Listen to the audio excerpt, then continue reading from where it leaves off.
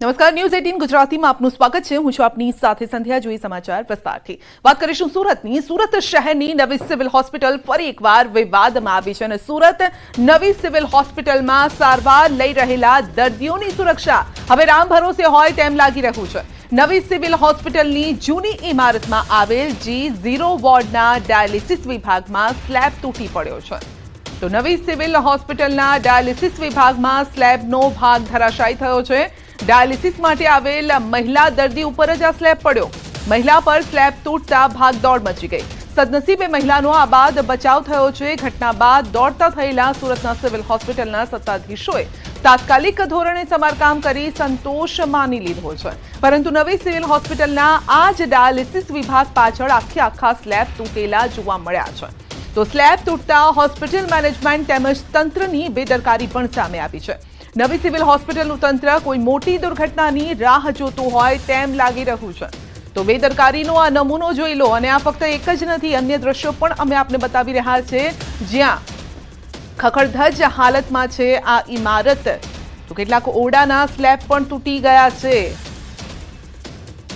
તો પોપડા ખરી રહ્યા છે અને સદનસીબે એક મહિલા ઉપર આ સ્લેબ પડ્યો હતો પરંતુ તેનો બચાવ થયો છે। તો અહીંયા તો હોસ્પિટલ જ બીમાર હાલતમાં છે। વાત એવી છે કે દર્દી સારવાર લેવા જાય અને તે જ બીમાર થઈને આવે, તે જ કદાચ આનો ભોગ બને તે પ્રકારની પરિસ્થિતિ છે। અને ત્યારે ન્યૂઝ 18 ગુજરાતી પણ સવાલ ઉભા કરી રહ્યું છે કે આ જાનહાનિ થાય તો જવાબદાર કોણ રહેશે? કેમ પહેલેથી સમારકામ કરવામાં નથી આવતું? કેમ દુર્ઘટનાની રાહ જોવામાં આવે છે? શું આ અંગે કોઈ તપાસ થશે?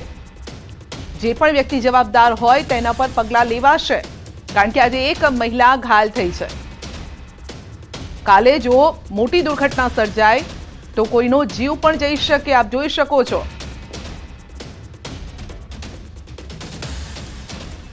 સુરત સિવિલ હોસ્પિટલની અંદર બિલ્ડિંગ જર્જરિતનો મામલો ખાસ કરીને ઝીરો ઝેડ જે વોર્ડ છે એની અંદર જે સ્લેબ ગઈકાલે ધરાશાયી થયો હતો। ડાયાલિસિસ વિભાગની અંદર જે દર્દી સારવાર લઈ રહ્યા હતા એ અંદર તે સમય દરમિયાન સ્લેબ ધરાશાયી થવા પામ્યો હતો। સ્લેબ ધરાશાયી થયા બાદ મહિલાને સામાન્ય ઈજા પહોંચી હતી। દ્રશ્યની અંદર જોઈ શકો છો કે આ ટાઇલ્સ લગાવીને જે આ દિવાલો પણ છે એની અંદર પણ મોટી તિરાડો પડી છે। ખાસ કરીને આ જે આખી બિલ્ડિંગના જે ડાયાલિસિસ વિભાગ છે એ જર્જરિત હાલતમાં હોય અને આ જે દર્દીઓ જે હાલ અહીંયા જે સારવાર લેવા આવ્યા છે એ દર્દીઓ પણ પોતાના મોતને નેજા હેઠળ જાણે અહીં સારવાર લેતા એવા દ્રશ્યો ચોક્કસપણે ડાયાલિસિસ વિભાગના કહી જાય છે। હવે જોવું રહ્યું કે આરોગ્ય વિભાગના ઉચ્ચ અધિકારીઓ આ બાબતે કઈ રીતની કાર્યવાહી કરે છે। કેમેરામેન ભરત બ્રહ્મભટ્ટ સાથે કેતન પટેલ, ન્યૂઝ 18 ગુજરાતી, સુરત। તો બેદરકારીનો આ પુરાવો છે। જોઈ લો, આ બીજી કોઈ જગ્યા નહીં પરંતુ હોસ્પિટલ છે અને તે પણ સુરતની સિવિલ હોસ્પિટલ, જ્યાં ડાયાલિસિસ વિભાગમાં સ્લેબ ધરાશાયી થયો અને તે એક મહિલા પર પડ્યો હતો અને આપ કાટમાળ પણ જોઈ શકો છો। એનો બેડ છે મહિલાનો અને એની આસપાસ જ આ કાટમાળ વિખરાયેલો પણ પડ્યો જોવા મળી રહ્યો છે। સવાલ હવે એ છે કે જો હોસ્પિટલ જ બીમાર છે તો તેની દવા, તેની સારવાર કોણ કરશે? શા માટે પહેલેથી ધ્યાન રાખવામાં નથી આવતું? છતના પોપડા ખરી રહ્યા છે પરંતુ તે અંગે કોઈ જ તસદી નથી લેવામાં આવતી। આજે આ એક ઘટના બની છે, કાલે મોટી ઘટના પણ સર્જાઈ શકે છે। તો માથે ભમી રહ્યું છે આ મોત। જે દર્દીઓ સારવાર લેવા આવી રહ્યા છે તેમને એમ કે સુરત સિવિલમાં જઈ અને સારવાર લઈશું, સાજા માજા થઈ અને ઘરે પાછા ફરીશું, પરંતુ અહીંયા આવતા સાજા થવાના સ્થાને તેઓ તો ઘાયલ થઈ રહ્યા છે। આજે એક મહિલાને ઈજા પહોંચી છે। કાલે મોટી દુર્ઘટના પણ સર્જાઈ શકે છે। જોકે ઘટના બન્યા બાદ સત્તાધીશો તાત્કાલિક દોડતા થઈ ગયા અને સમારકામ કરી અને ઢાંક પીછોડો કરવામાં આવી રહ્યો છે। પરંતુ ન્યૂઝ 18 ગુજરાતી આ અંગે સવાલ પણ ઉભા કરી રહ્યું છે કે જો નવી સિવિલ હોસ્પિટલ જ બીમાર હોય તો પછી દર્દીઓ સાજા થવા માટે ક્યાં જશે? શું દર્દીઓ આ હોસ્પિટલમાં બીમાર થવા કે પછી ઘાયલ થવા માટે આવે છે?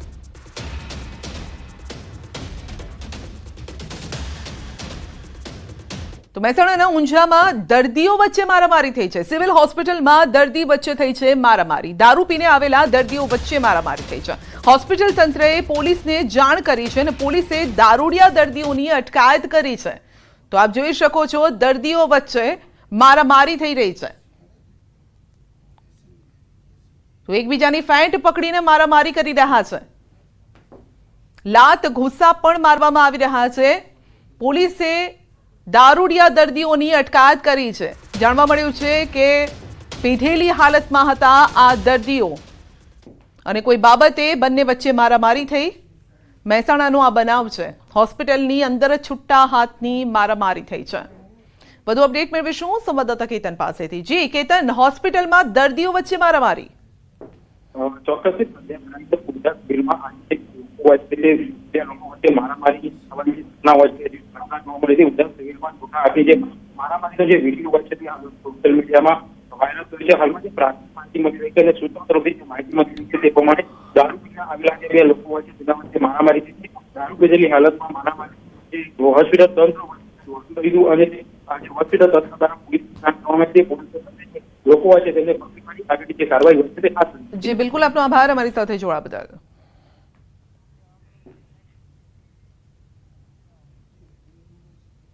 આજે સૌરાષ્ટ્ર દક્ષિણ ગુજરાતમાં રહી શકે છે વરસાદનું જોર। આગાહીકાર નિલેશ વાલાણીની આગાહી છે।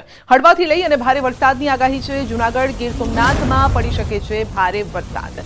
અમરેલી, ભાવનગરમાં પણ ભારે વરસાદની આગાહી છે, તો બોટાદમાં પણ પડી શકે છે ભારે વરસાદ। દક્ષિણ ગુજરાતના તમામ જિલ્લામાં સારા વરસાદની શક્યતા।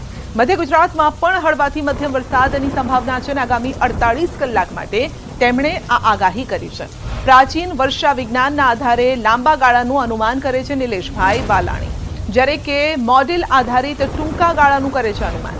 દર વર્ષે જૂનાગઢમાં જે વર્ષા વિજ્ઞાન મેળો યોજાય છે તેમાં પણ નિલેશભાઈ આગાહી કરતા રહ્યા છે અને આ વર્ષે તેમણે 23 થી 23 જૂન દરમિયાન રાજ્યમાં વાવણી થશે તેવું લાંબા ગાળાનું અનુમાન કર્યું છે અને જે હાલ સાચું પડતું હોય તેમ લાગે છે। અરબી સમુદ્રમાં 700 SPAની ઊંચાઈ પર એક અપર સાયક્લોનિક સર્ક્યુલેશન સર્જાયેલું છે, જેનો ટ્રફ એમપી સુધી લંબાયેલો જોવા મળી રહ્યો છે અને ગુજરાતમાં આજે મિડ લેવલમાં ભેજનું પ્રમાણ ખૂબ સારું જોવા મળી રહ્યું છે। તો આના પરિણામે આજે ગુજરાતમાં સારા વરસાદની શક્યતાઓ જોવા મળી રહી છે। જેમાં વાત કરીએ દક્ષિણ ગુજરાતની, તો દક્ષિણ ગુજરાતના તમામ જિલ્લાઓમાં હળવો મધ્યમ તો અમુક સીમિત વિસ્તારમાં સારા વરસાદની શક્યતાઓ રહેલી છે। જ્યારે સૌરાષ્ટ્રની વાત કરીએ તો સૌરાષ્ટ્રમાં જૂનાગઢ, ગીર સોમનાથ, અમરેલી, ભાવનગર, બોટાદ, રાજકોટ અને સુરેન્દ્રનગરના ભાગોમાં હળવો મધ્યમ વરસાદ તો અમુક વિસ્તારોમાં ભારે વરસાદ પડી શકે છે। અમદાવાદમાં વરસાદી માહોલ। સરસપુર, કૃષ્ણનગરમાં પાણી ભરાઈ ગયા છે। પાણી ભરાતા વાહન ચાલકો પરેશાન છે। પ્રથમ વરસાદમાં જ અમદાવાદના હાલ બેહાલ છે, તો ક્યાં ગઈ તંત્રની પ્રી મોન્સૂન કામગીરી? પહેલા વરસાદમાં રોડ તૂટી ગયા, પાણી ભરાઈ ગયા। એએમસીના અધિકારીઓ આ દ્રશ્યો જોઈ લો, શું હાલ છે અમદાવાદના। હજી તો એક જ વરસાદ પડ્યો છે, ગઈકાલે રાત્રે જોરદાર વરસાદ પડ્યો અને ત્યારબાદ હજુ સુધી પાણી ભરાયેલા છે। કારણ કે જ્યારે પણ સત્તાધીશોને પૂછીએ છીએ ત્યારે કહે છે કે પાણી ભરાય છે પણ એકાદ બે કલાકમાં તેનો નિકાલ પણ થઈ જતો હોય છે, પરંતુ આ દ્રશ્યો જોઈ લો, રાત્રે 1 વાગે વરસાદ પડ્યો છે અને હજુ સુધી પણ પાણી ભરાયેલા છે। તો ક્યાં ગઈ પ્રી મોન્સૂન કામગીરી? હજુ ધોધમાર જો વરસાદ વરસે તો શું થશે? કારણ કે આગાહી તો છે હજુ પણ કે વરસાદ આવવાનો છે અને હજુ આખી સિઝન બાકી છે।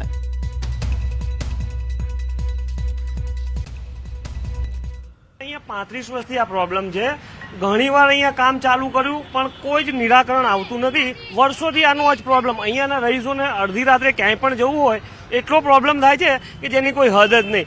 નથી એમ્બ્યુલન્સ આવી શકતી કે નહીં ઇમરજન્સી કોઈ સેવા મળી શકતી। આ પ્રોબ્લેમ વર્ષોથી 30 થી 35 વર્ષથી હું આનો જ પ્રોબ્લેમ જોઈ રહ્યો છું। કારણ શું હોઈ શકે કે કોર્પોરેશન કામગીરી નથી કરતું યા તો નીચાણવાળો વિસ્તાર? કોર્પોરેશન કામગીરી કરે છે પણ ન કરવા જેવી કરે છે। જે મેઇન પ્રોબ્લેમ છે એ સોલ્વ નથી થતો। તો અમદાવાદમાં પ્રી મોન્સૂન કામગીરીના ધજાગરા ઉડ્યા છે। શહેરના મેમ્કો વિસ્તારમાં ઘૂંટણસમાં પાણી ભરાયા છે। રસ્તા પર પાણી ભરાતા વાહન ચાલકો પરેશાન છે। ચારે બાજુ પાણીના કારણે અનેક લોકો અટવાયેલા છે। આપ જોઈ શકો છો કે કઈ રીતે ટ્રાફિક જામ થઈ ગયો છે, કારણ કે આવામાં ક્યારેક ખાડા પણ હોય છે રસ્તા વચ્ચે, ક્યારેક ગટર પણ ખુલ્લી હોય છે, ત્યારે અકસ્માતનો ભય પણ સતાવતો હોય છે।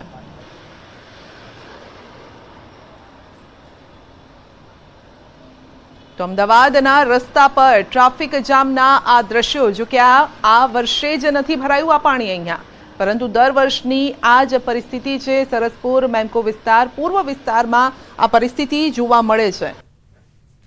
તો નીચાણવાળા વિસ્તારો છે, પરંતુ પાણી નિકાલની કોઈ વ્યવસ્થા કરવામાં નથી આવી, જેના કારણે અઠવાડિયા સુધી ઘણી વખતે પાણી ભરાયેલા રહે છે।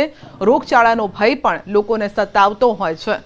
તો કેટલાક દ્રશ્યો અમે આપને બતાવી રહ્યા છે, ને જે જોઈને જ આપ નક્કી કરી શકો છો કે એએમસીએ કયા પ્રકારની કામગીરી કરી છે। તો અમુક વિસ્તારોમાં પાણી ભરાઈ ગયા છે, માણેકબાગમાં પણ પાણી ભરાયા છે અને ક્યાંક ભૂવો પણ પડી ગયો છે। પહેલા વરસાદમાં તો 6 ફૂટનો ભૂવો પડ્યો છે। સરસપુરમાં વૃક્ષ ધરાશાયી થઈ રહ્યા છે, દિવાલો જે છે એ પણ જાણે કે પોલી થઈ ગઈ હોય ને એ પણ ધસી પડે તે પ્રકારની પરિસ્થિતિ સર્જાય છે। જો કે જ્યારે પણ ચોમાસું આવતું હોય છે, વરસાદી સિઝનમાં અમદાવાદમાં ભૂવા પડવા નક્કી જ હોય છે, પરંતુ કોઈ સ્ટ્રોંગ પ્લાનિંગ કરવામાં નથી આવતું, જેના કારણે સ્થાનિકોને મુશ્કેલીનો સામનો કરવો પડે છે। ખાસ કરીને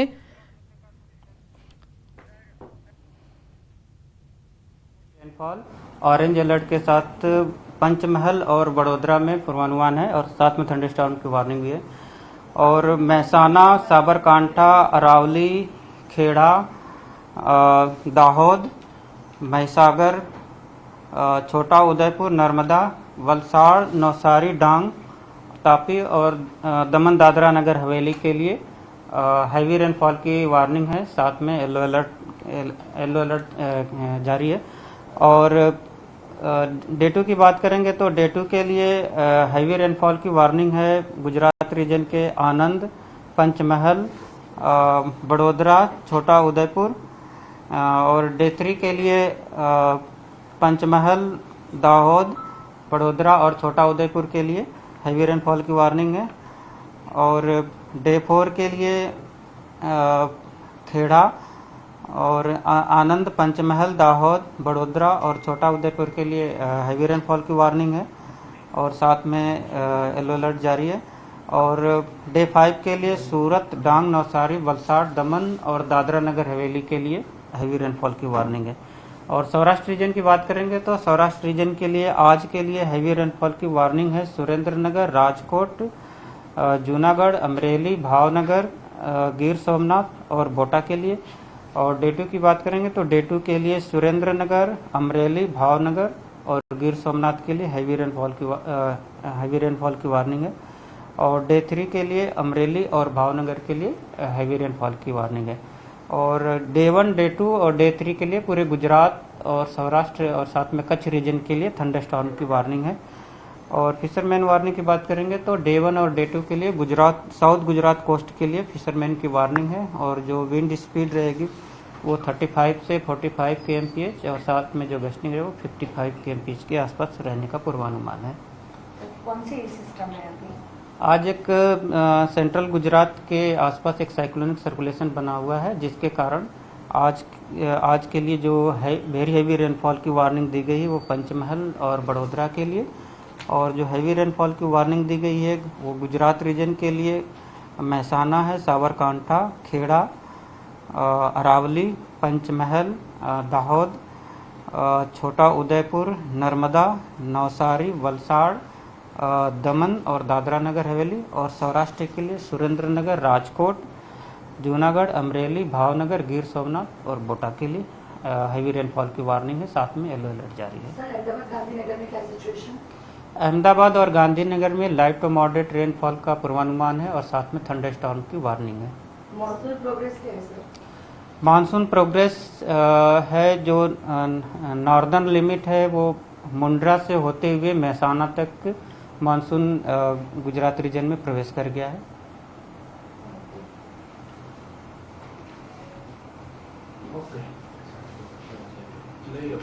તો ચોમાસું આગળ વધી ગયું છે અને મહેસાણા સુધી ચોમાસું પહોંચી ગયું છે। વાયા કચ્છ થઈ અને ચોમાસું મહેસાણા સુધી પહોંચ્યું છે અને જેના ભાગરૂપે જ આપ જોઈ શકો છો કે રાજ્યના અલગ અલગ વિસ્તારોમાં વરસાદ વરસી રહ્યો છે। તો અમદાવાદમાં વાસણા બેરેજના ગેટ ખોલાયા છે. વાસણા બેરેજના 4 ગેટ 2 ફૂટ ખોલાયા છે. વાસણા બેરેજમાંથી 6700 ક્યુસેક પાણી છોડાયું છે. ફતેવાડી કેનાલમાં 480 ક્યુસેક પાણી છોડવામાં આવ્યું. પાણીનો નિકાલ કરી વાસણા બેરેજના 132.50 ફૂટ સપાટી લેવલ જાળવી રખાશે.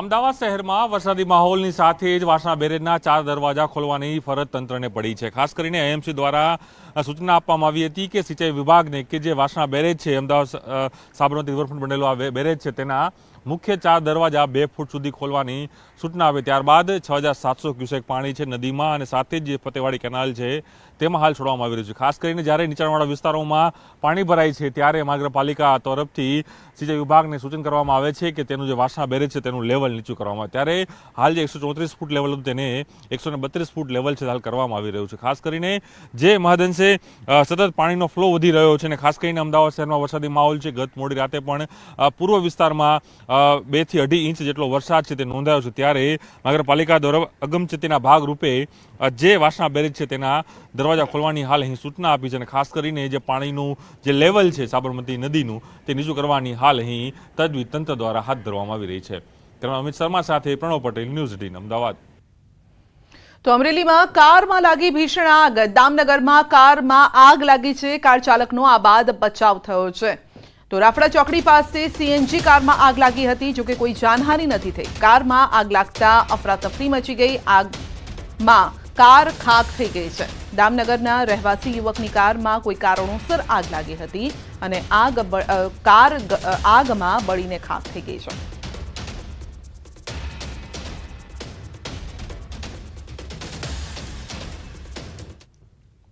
તો નીટ પરીક્ષા કૌભાંડનો મામલો છે અને ગોધરામાં સતત બીજા દિવસે સીબીઆઈની તપાસ છે. તપાસ અધિકારી પાસેથી દસ્તાવેજ લીધા કબજે અને અન્ય પુરાવા મેળવવાની પણ કામગીરી શરૂ કરાઈ છે. સીબીઆઈ તપાસમાં અન્ય કોઈની સંડોવણી બહાર આવશે કે કેમ તે સહિતના મુદ્દાઓ સામે હાલ સૌની નજર છે.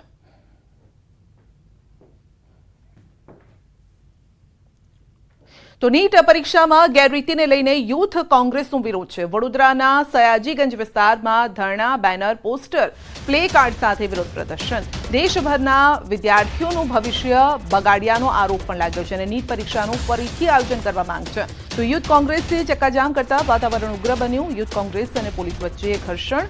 કાર્યકરોની ટીંગાટોળી કરાઈ છે. પોલીસે 10 થી વધુ કાર્યકરોની અટકાયત કરી છે.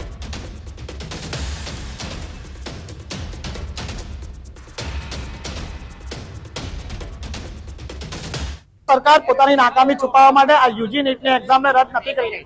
યુથ કોંગ્રેસની એવી માંગ છે જે 24 લાખ વિદ્યાર્થીઓએ આ યુજી નીટની એક્ઝામ આપી છે એમના ભવિષ્ય સાથે ચેડા ન કરી અને આ યુજી નીટની એક્ઝામ રદ કરી અને ફરીથી યુજી નીટની એક્ઝામ લેવામાં આવે એવી માંગ સાથે દેશવ્યાપી ધરણાનો કાર્યક્રમ રાખેલ છે. પરીક્ષામાં ગેરરીતિ થઈ અને અનેક જે યુવાનો છે તેમનું ભવિષ્ય જોખમમાં મુકાયું, ભવિષ્ય બગડ્યું છે. ત્યારે જે યુથ કોંગ્રેસ છે તે મેદાનમાં આવ્યું છે. તમે જોઈ રહ્યા છો કે છેલ્લા ઘણા દિવસોથી જે કોંગ્રેસ છે તેમના દ્વારા નીટની પરીક્ષાને લઈને જે છે ગેરરીતિ થઈ છે તેને લઈને વિરોધ નોંધવામાં આવી રહ્યો છે. ત્યારે આજે ફરી એક વખત જે યુથ કોંગ્રેસ છે તેમના દ્વારા વડોદરા શહેરના ડેરીડેન સર્કલ ખાતે વિરોધ પ્રદર્શન કરવામાં આવી રહ્યું છે અને ચક્કાજામ. બુલેટિનમાં આગળ વધીશું નાનકડા બ્રેક બાદ.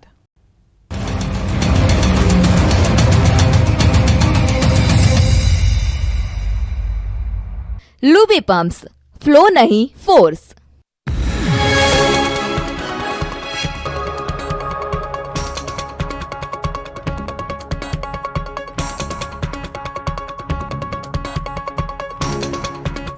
લુબી પમ્પ્સ, ફ્લો નહીં ફોર્સ.